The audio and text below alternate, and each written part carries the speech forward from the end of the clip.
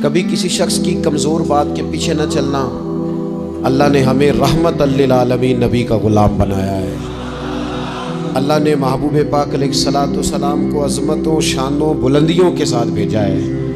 کبھی کسی ایسے بحث کا حصہ نہ بننا جو حضور کے کمال کو تولیں یا نبی پاک کے علم کو تولیں یا حضور کے فضائل کو تولیں یا نبی پاک علیہ الصلوۃ والسلام کی عظمتوں کو تولیں۔ کبھی اس بات کے قائل نہ ہونا۔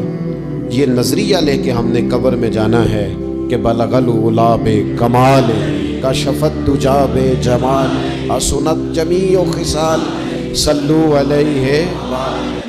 حضور کی عظمتوں کے قائل رہنا اور ہمیشہ قائل رہنا اور جم کے قائل رہنا۔ کبھی کسی کمزور بات کا سہارا، لوگ بڑی کہانیاں سناتے ہیں، بڑی باتیں بتاتے ہیں، کبھی اس چکر میں نہ پڑنا۔ نبی پاک کی جتنی نسبتیں ہیں نا، ان سب کا احترام کرنا۔ ہمارے بزرگ نا جس گدھے مبارک پر محبوب سوار ہوتے نا اسے گدھا نہیں کہتے، ہمارے بزرگ اسے کہتے ہیں دراز گوش شریف۔ دراز گوش فارسی میں لمبے کانوں والے کو کہتے ہیں۔ کہتے ہیں چونکہ اس گدھے پر حضور سوار ہوئے ہیں، اب اس کو دراز گوش شریف کہنا ہے۔ کہتے ہیں کبھی مٹی تھوڑی محبوب کریم علیہ الصلوۃ والسلام کے قدمین شریفین کے قریب آئے تو یہ نہیں کہنا قدموں کو مٹی لگ گئی، کہنا کچھ مٹی حضور کے قدم چومنے لگی، مٹی حضور کے قدم چومنے لگی۔ کبھی بات کرنا ہوتی تو کہتے کہ بیماری آئی تھی محبوب پاک سے فیض لینے کے لیے۔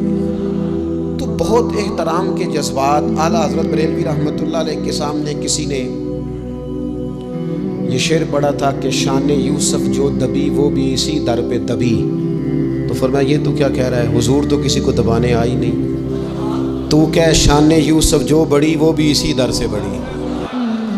پھر کسی نے کہا تھا وہ دو درخت تھے نبی پاک کے گنبد کے سامنے کھجوروں کے پرانے زمانے میں، تو کسی نے کہا تھا یوں ہیں درخت حضرت والا کے سامنے، مجنوں کھڑا ہو خیمہ لیلا کے سامنے۔ تو اعلیٰ حضرت فرمانے لگے تم نے حضور کے خیمے کو تشبیہ ٹھیک نہیں دی، تمہیں کہنا چاہیے تھا یوں ہیں درخت حضرت والا کے سامنے جیسے قدسی کھڑے ہیں عرش معلیٰ کے سامنے۔ کبھی بھی کوئی کمزور لفظ، کمزور جملہ، حضور سرور کہوں کہ مالک و مولا کہوں تجھے، باغ خلیل کا گلے زیبا کہوں تجھے، لیکن رضا نے ختم سخن اس پہ کر دیا، خالق کا بندہ خلق کا آقا کہوں تجھے۔ ایک تو یہ بات، دوسری بات یہ کہ بڑا افراط و تفرید کا دور آیا ہے۔ جس کو بھی لڑانا ہوتا ہے وہ مذہبی بنیادوں پہ لڑانا شروع کر دیتا ہے۔ مذہب کے نام پر لوگوں کو ایموشنل کرنا اور مذہبی بنیادوں پر تفریق پیدا کرنا، یہ بڑی گھناؤنی سازش ہوتی ہے۔ کبھی بھی کوئی ایسا کام نہ زندگی میں کرے، کبھی بھی، کہ جس کے اندر معاملہ اس طرح کا ہو۔ اپنا قد اونچا کرنے کے لیے کبھی بھی مذہب کا سہارا نہ لیں، اپنی ذاتی لڑائیوں کو کبھی مذہب کا رنگ نہ دیں، اس میں کبھی بھی دین کی بنیادوں کو نہ لے کے آئیں۔ کوئی ایسا کام نہ کریں۔